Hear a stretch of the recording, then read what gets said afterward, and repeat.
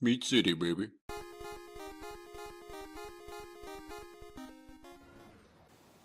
Hello and welcome back to Meat City Gaming. JD here with another Star Wars Galaxy of Heroes video.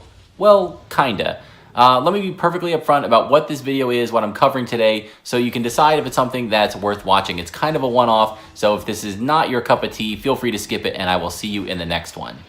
In a recent mobile gamer video, he was discussing an EA patent that he was looking at that he thought might apply to Star Wars Galaxy of Heroes. Basically, the patent that he pulled up dealt with dynamic adjustment of a video game, and he kind of compared it to that feeling that you get when you're on that last grind for the last piece of gear that you need. You've got 49 out of the 50 Mark V stun guns. You need just one more, and it feels like the drop rate suddenly goes way down because it's way harder to get that last piece, but you're not going to quit now because you only need one, so you're going to power through it anyway. So he kind of highlighted the issue, but asked for some help or some insight. And as it turns out, I actually am a patent attorney. That is my job. And kind of a weird, crazy coincidence that I never thought the life of my day job and my YouTube Star Wars Galaxy of Heroes hobby would have some kind of overlap. But here we are, so I thought I would do a video to cover it. So this is going to be super high level, kind of just intro information about what a patent is, how it works, and how that can apply to the one that Mobile Gamer was looking at and how that could relate to Star Wars Galaxy of Heroes, just so you can kind of understand it a little bit better and see how and if those two connect. So let's get into it. First question is, what is a patent? And basically, having a patent doesn't really give you the right to do anything. It gives you the right to exclude others. So there's an exchange for when you come up with some new invention. It's beneficial to society as a whole if you A, spend time and resources coming up with an invention, and then B, disclosing it to the public and allowing the public to use it. Well, in exchange for that disclosure, you get a limited monopoly on what your invention is. So for a period of time, about 20 years, give or take, depending on some factors, you get the right to exclude anyone else from practicing what is in your patent, what you get granted. So the fact that EA has a patent to a certain aspect, a way of changing how a video game plays based on the player's interaction, and that it does it secretly, doesn't mean that they couldn't do that before they got the patent on it. If the powers that be are sitting around a table at EA and they come up with this idea, oh, it'd be great if we could, tweak the difficulty for those Galaxy of Heroes players trying to get their last gear piece and make it really hard, and we can find a way to milk some extra money from our consumers that way.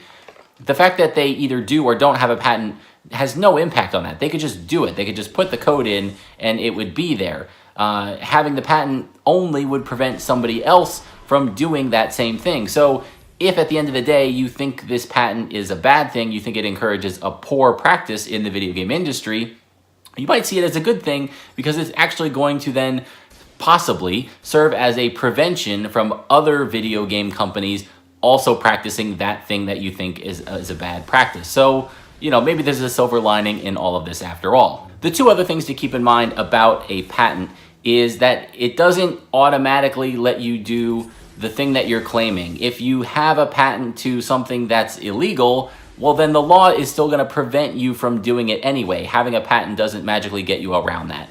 And that's relevant because there has been this trend recently against loot boxes. A lot of countries are requiring probabilities to be disclosed.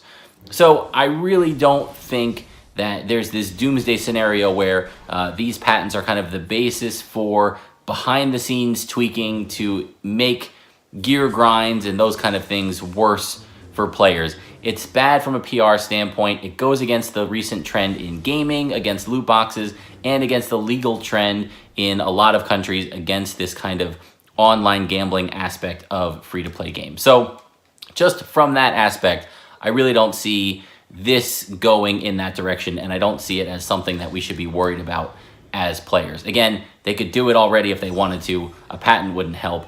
and it doesn't seem to be in line with the direction that games are going currently. So with all that background out of the way, the next question would be, is the thing that we're looking at actually a patent? And what Mobile Gamer had up on his video actually is not a patent, it's a publication.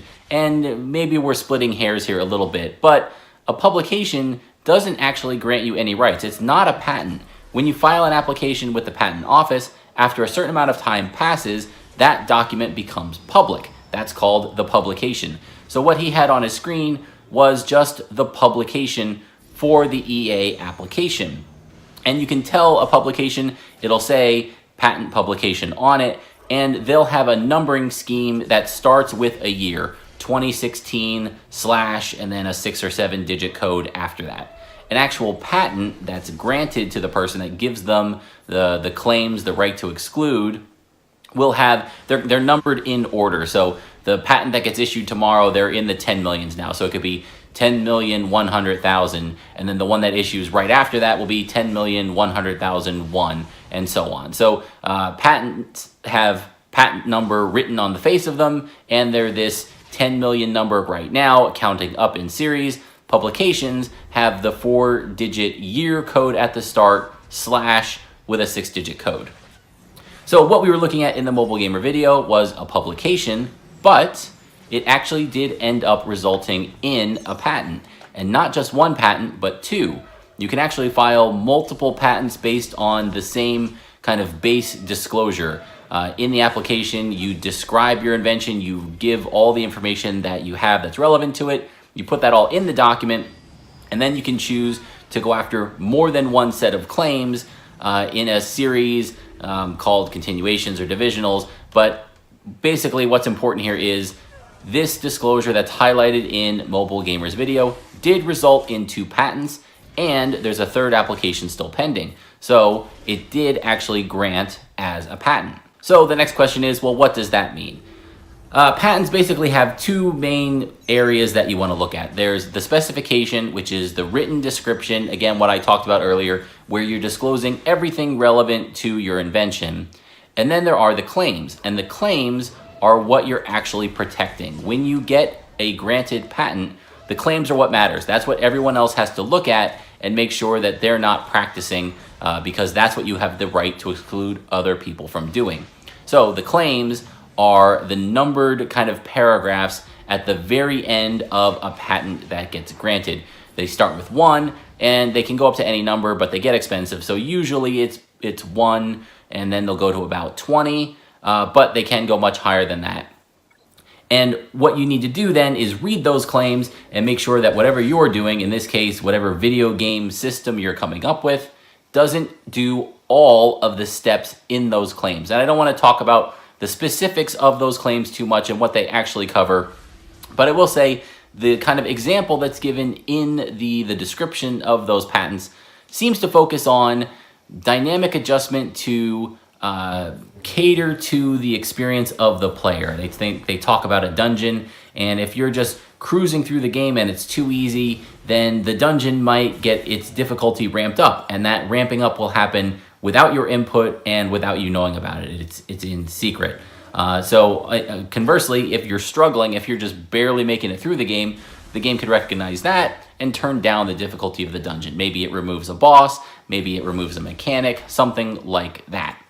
As we know, most video games, you pick the difficulty at the beginning and you're kind of stuck with it through that playthrough, or some games you can change the difficulty even if you're halfway through a playthrough, but it's based on your input. You have to say, I want to play on easy, I want to play on hard, I want to play on the craziest, hardest level that there is, and you can maybe adjust it yourself as you go through. This is kind of an automated, unknown to the player. The game is making those changes based on how you're playing the game. However, there is also kind of that description in there that in its broadest sense does talk about adjusting loot drops and the frequency with which certain things happen. So yes, if you are going to be the most cynical person, I can see how you might want to say, oh, couldn't that apply to a game like Star Wars Galaxy of Heroes and the situation where I'm close to finishing my gear grind for this next gear piece, and the game knows that and then dynamically adjusts the drop rate to get worse.